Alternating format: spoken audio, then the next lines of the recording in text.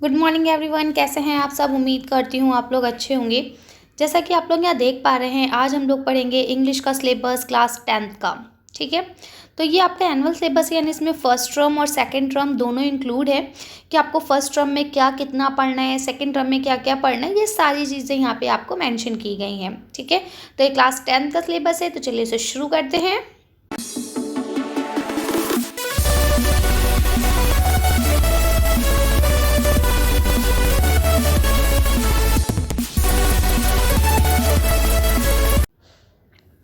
जैसा कि आप देख पा रहे हैं बेटा, यहाँ पे आपको पहली टेक्स्ट बुक जो पढ़नी है वो आपकी फर्स्ट फ्लाइट है। दूसरी आपकी सप्लीमेंट्री बुक है जिसमें आपको फुटप्रिंट विदाउट फीट पढ़ना है।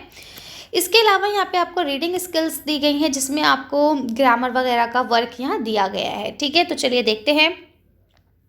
सबसे पहले आपको प्रोज में जो चैप्टर पढ़ने हैं, अ लेटर टू गॉड पढ़ना है, नेल्सन मंडेला को पढ़ना है, टू स्टोरीज अबाउट फ्लाइट वाला पढ़ना है। ठीक है, इसके बाद जो है आपको डायरी वाला पढ़ना है, एनी फ्रैंक की। इसके बाद आपको ग्लिम्पस ऑफ इंडिया पढ़ना है। ठीक है, ये आपके कुछ चैप्टर्स हैं जिन्हें आपको पढ़ना है। इसके अलावा अगर हम प्रोज की बात करते हैं फुटप्रिंट विदाउट फीट में, तो आपको यहाँ पे ट्रम्पलेट की सर्जरी वाला भी पढ़ना है, थीफ स्टोरी भी पढ़ना है, मिडनाइट विजिटर भी पढ़ना है, और क्वेश्चन ऑफ ट्रस्ट भी पढ़ना है, फुटप्रिंट विदाउट फीट भी पढ़ना है। ठीक है, तो हम कह सकते हैं फर्स्ट टर्म में आपको टोटल 10 चैप्टर्स पढ़ने हैं। साथ ही अगर हम यहाँ बात कर लें, इसके अलावा भी अभी चैप्टर्स हैं वो भी डिस्कस करेंगे। ठीक है, इसके अलावा आपको जो पैसेज वगैरह हैं वो सब पढ़ने हैं।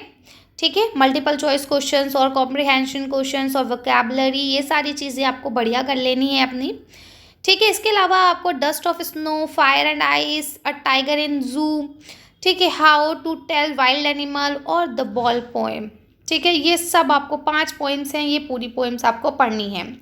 इसके अलावा आपको फॉर्मल लेटर और पैराग्राफ, ये सारी चीज़ें भी पढ़नी है। यहाँ देखिए आपको डिटर्मिनल्स हैं, टेंसेस हैं, मॉडल्स हैं, है ना, आपका वर्ब है, स्पीच हैं, ठीक है, कमांड और रिक्वेस्ट और स्टेटमेंट, ये सारी चीज़ें आपको पढ़नी है। ठीक है, इसके अलावा देखिए यहाँ अब आपका ये सारी चीज़ें आपकी पूरी कंप्लीट हो जाती हैं। ठीक है, वर्ड एंड एक्सप्रेशन जो आपकी वर्क बुक है, ठीक है, इसमें यूनिट 1 से लेके यूनिट 4 तक सब आपको कर लेना है। ठीक, अब इसके बाद यहाँ आपको बता देते हैं कि भाई ये सारा सिलेबस आपको 13 सितंबर तक कंप्लीट कर लेना है, क्योंकि इसके बाद आपके मिड टर्म के एग्ज़ाम्स हो जाएंगे।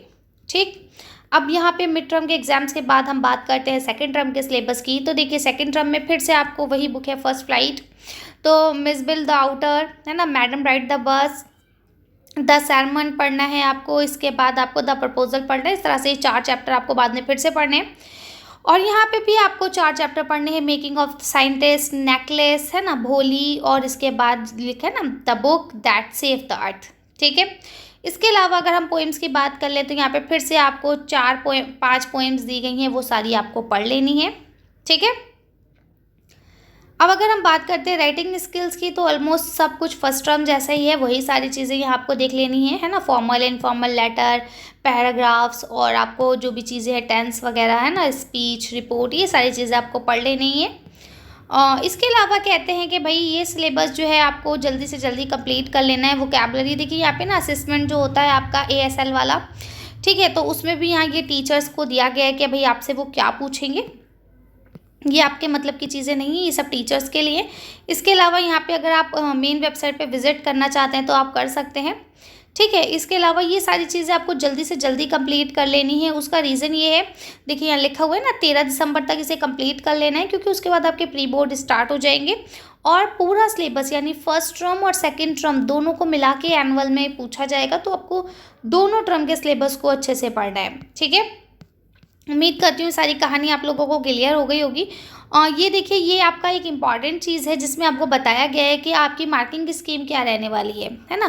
देखिए जैसे यहाँ लिखा है ना 80 मार्क्स का आपका पेपर रहेगा।